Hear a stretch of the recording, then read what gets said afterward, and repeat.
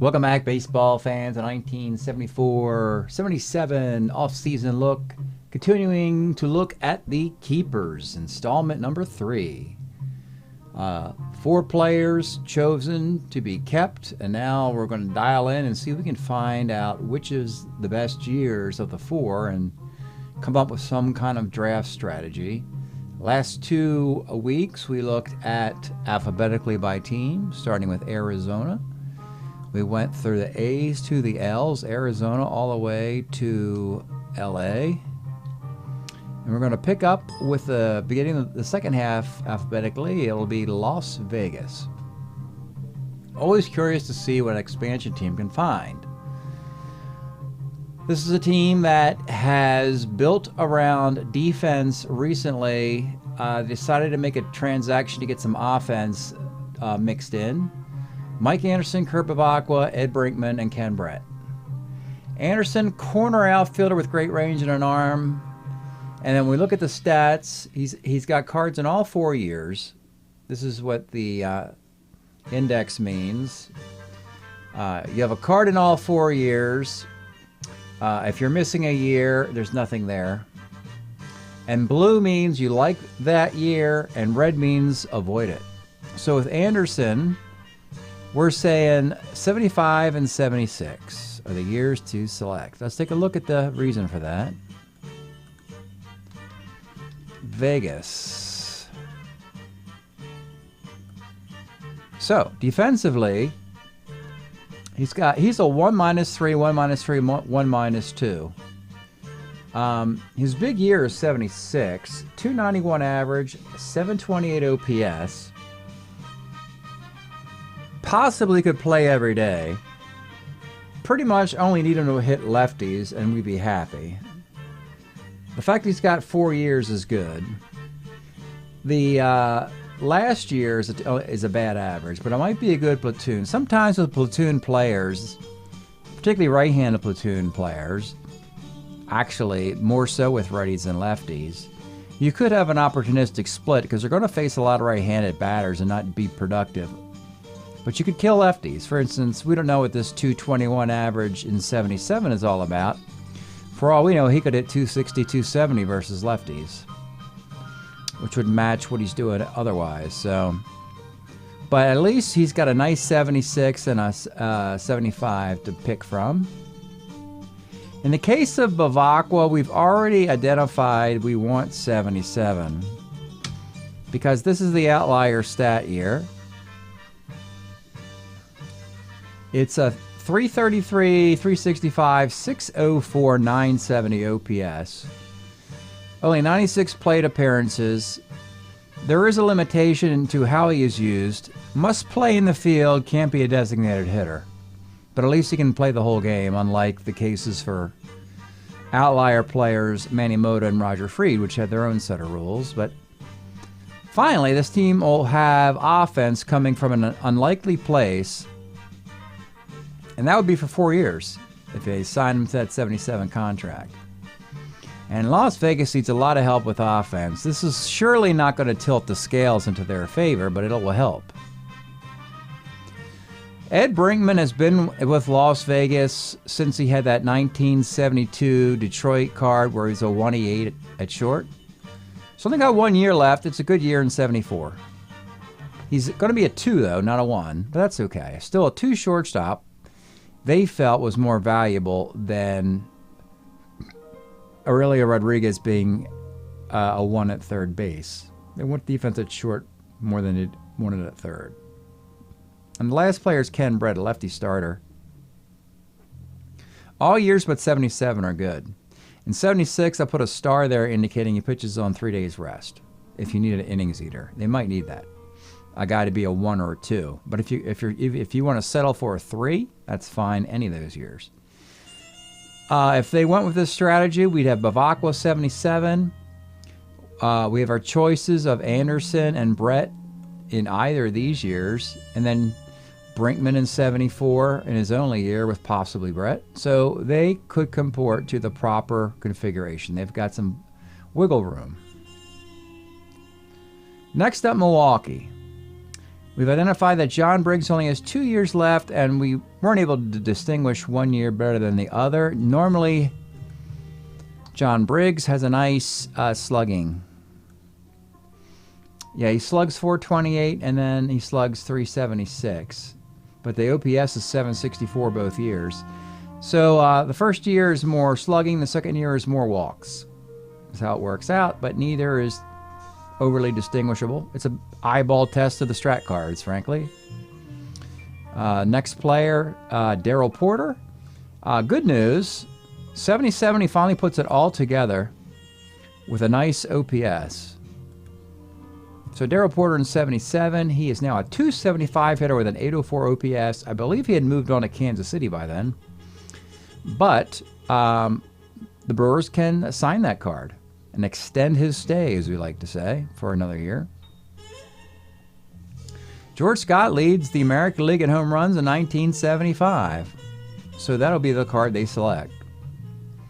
And Jim Colburn's got 4 good years, though his best years are in 76, 77. And again, I think he moves to Kansas City and finds some prosperity on a playoff team. So they could do Porter in 77 with Colburn, or 76, 75. The only potential problem is if you have 3 players in 1 year, that's all they have. So again, there is flexibility here from Milwaukee. Next up with Twins.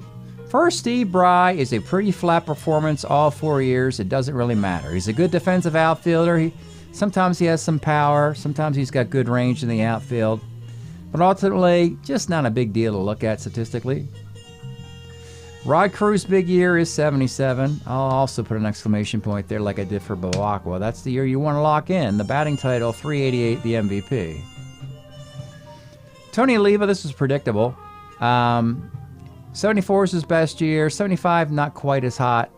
76 is pretty bad. I could actually put that there just to remind myself. And that's his last year in baseball. So predictably, an older Hall of Famer will gradually degrade year to year to year. So we want the 74 version of Oliva. And then next year, we'll take the 75 version of Oliva. And I did this almost for fun, folks, for Burt Blyleven. When you highlight all 4 years, it kind of doesn't make much sense, does it? You're trying to highlight a year to distinguish it amongst the others. But in the case of Blyleven, I did this with an exclamation point just to show you he is awesome all 4 years. And the whip is like 109 or 111. They're almost identical seasons, and they're all great ones. So it's almost like I'd like to play every one of these cards for the next 4 years. Though that's not a productive way of doing business, because that means you have to have him on your keeper list year to year, meaning that you really are only keeping 3 guys plus Blyleven. So the farther out you get him, like 77, makes the most sense. Frankly, 77 Carew and Blyleven would keep them off the keeper list for 4 years. Probably a smart move for the Twins. New York Mets. There's a lot to unpack here. In the case of Bud Harrelson, he is no longer one shortstop. That's disappointing. His batting average drops. That's disappointing. He draws a lot of walks. He's got a nice on-base percentage. That's good. 2 of the years are good with on-base, 74 and 76. 74, he's a 2 at short. 76, he's a 3. And 77, he's pretty bad with the bat. Let's take a look at how we unpack that, if you're wondering. How do we unpack that from the information for Harrelson? Well, I brought the defenses into the sheet here. So he's a 2E29, then he's a 348, then he's a 329, then we don't know what he is in 77 because the E ratings are printed on the cards. But he's got a 178 batting average and a 482 OPS in 77. We want to avoid that card at all. Batting average is between 219 and 234, but the on bases are 366 and 351 here. And that's how we were able to distinguish that. While we have this up, we also know that in the case of John Milner, he's got 2 nice OPS cards in 77 Actually, it's 76. It's an 809. He eclipses 876. So he highlighted that. Stay away from the 638 OPS and 75. So we have the 76 and the stay away in 75. Jerry Kuzman wins 21 games of 76. You're seeing here that 76 is a pretty hot year for these Mets, so you can't take all three of them. But we want 74 Harrelson because he's a 2 defensively. So we can go 74 Harrelson and 76 Kuzman and Milner. And just to emphasize what a Hall of Fame player is and what a great teammate is, Tom Seaver, of course, is Tom Seaver, but he's particularly fantastic in the years they need him to be. Either 75 where they're lacking or 77 where they're lacking. And that just happens to be Tom's best years in the timeline. If you're wondering, he is your 1975 Cy Young winner. If you're wondering, in 1977, split between the Mets and Reds, he leads the league in WHIP. And frankly, taking that 4-year contract means you're getting Cincinnati stats, which are pretty good anyway, to New York earlier. In some way, sort of a way of balancing out what I would call an ill-advised trade to Cincinnati, where you don't make that trade, in my opinion, but they did. So, in any event, the way it falls pretty darn good for the Mets. Yankees are next.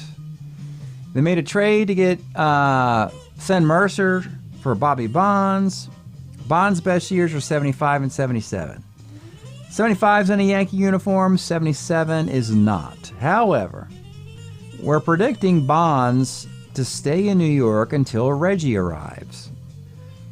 Oakland, which actually picks next, alphabetically, has no plans to let Reggie go. Moreover, we don't think Reggie will go to Baltimore for a year. We think he'll go from Oakland to New York. So that means that Bonds would be the heir apparent in right field until Oakland has had enough of him, enough of Reggie Jackson. Frankly, that'd be a good trade anyway. Send Bobby Bonds to Oakland for Reggie Jackson. That'd be kind of a nice thing to do. We know Bonds has suitcase will travel. Next, we have the curious case of Thurman Munson. We think his best years are 75 and 77. 74 is his worst batting average, -2 arm. 75, he's a -3 arm. 77, he's a -2 arm. 76, he gets this thing. It's called the MVP of the American League. We're still scratching our head a little bit. I don't know how the voting went or who should get it, and maybe it didn't matter that much. His teammate, Greg Nettles, led the American League in home runs. I think Lee May led the American League in RBI, but he doesn't sound like an MVP candidate. You might as well have given it to Mark Fidrich, for Pete's sakes, just for popularity. But was no clear-cut MVP winner, and I think Munson's much more valuable in these other years. So the Yankees are going to have to figure that out.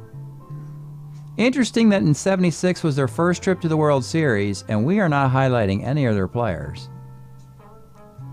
Lindy McDaniel only has a couple years left. The first one's better than the last one, typical for an older player. And Doc Medich is here all 4 years, though he can eat up innings in 74 and 75, pitching on 3 days rest. So in 76, we do know that they get Ed Figueroa. We could put him in the 76 card in a trade. Mickey Rivers arrives. We could put him in 76. Lou Piniella. They get these guys in trades. Maybe that's what you do in the year of 76. Or you find some rookies or undrafted players. But it's just not obvious what the Yankees are going to do. They're going to have to figure this one out. They're going to have to tinker.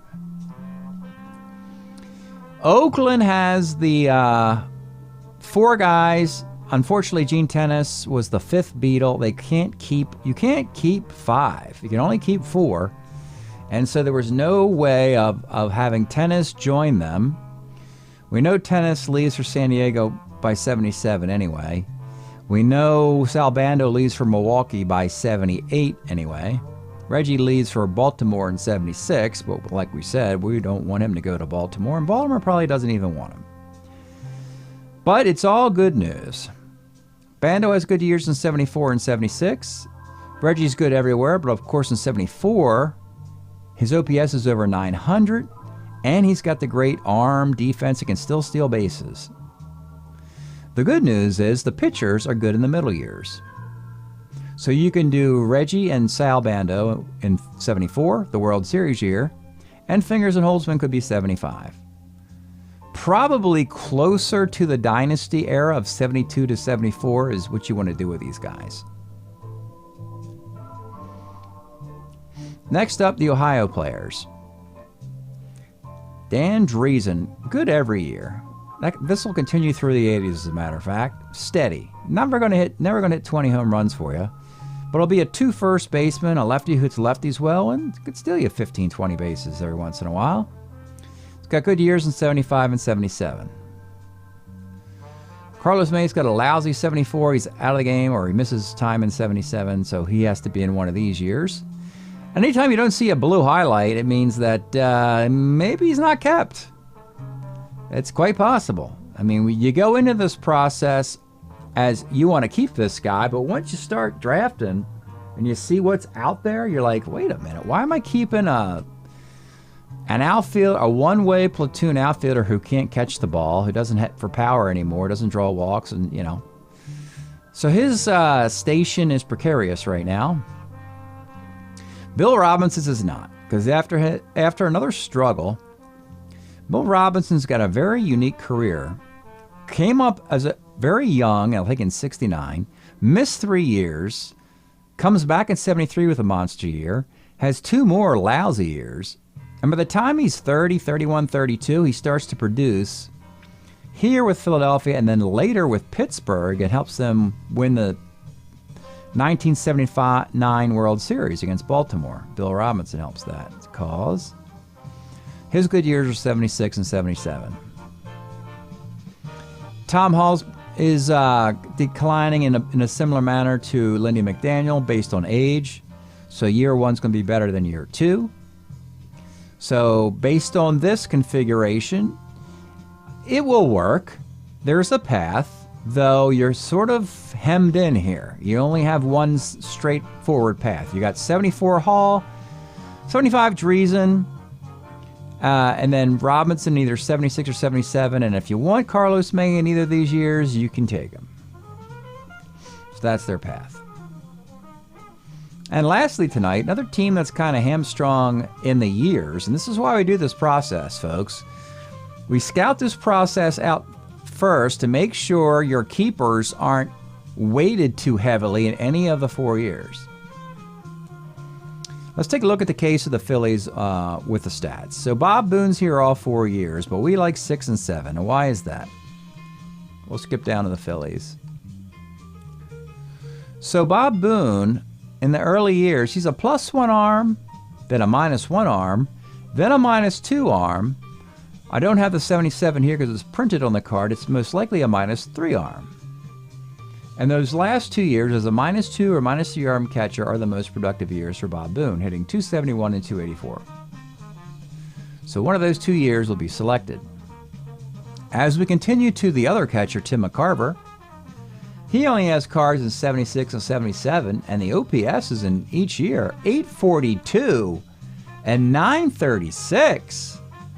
Wow, Tim McCarver, you are bringing a bat to Philadelphia. So both those catchers will come out of those years. They could be in different years or the same. 276s, 277s, one of each. Which leads us to the next player, Gary Thomason. Sort of the same thing every year. Never going to hit 260. He will slug 451 in 77 with an 8 or 9 OPS. So he's another guy, much in the way of Carlos May. Can you find someone else to play first base for you in the draft? The fact you have 4 different years is convenient. Moreover, you could simply draft Thomason in the 4 years, in one of the years that you need a player, and then you find somebody else, you cut him and sign the guy off the street to take his roster spot. So it's not a bad gig, really. It's sort of a security blanket. You've got somebody to play first base, which in this era is not the best thing to say. You want a productive first baseman, something that Thomason really isn't. And lastly, it's Wayne Twitchell. And Twitchell, what really stands out is 76. He's got a 175 ERA and a 118 whip. The following year, he's got a 421 ERA and a 118 whip. Something sounds like maybe home runs were involved in 77.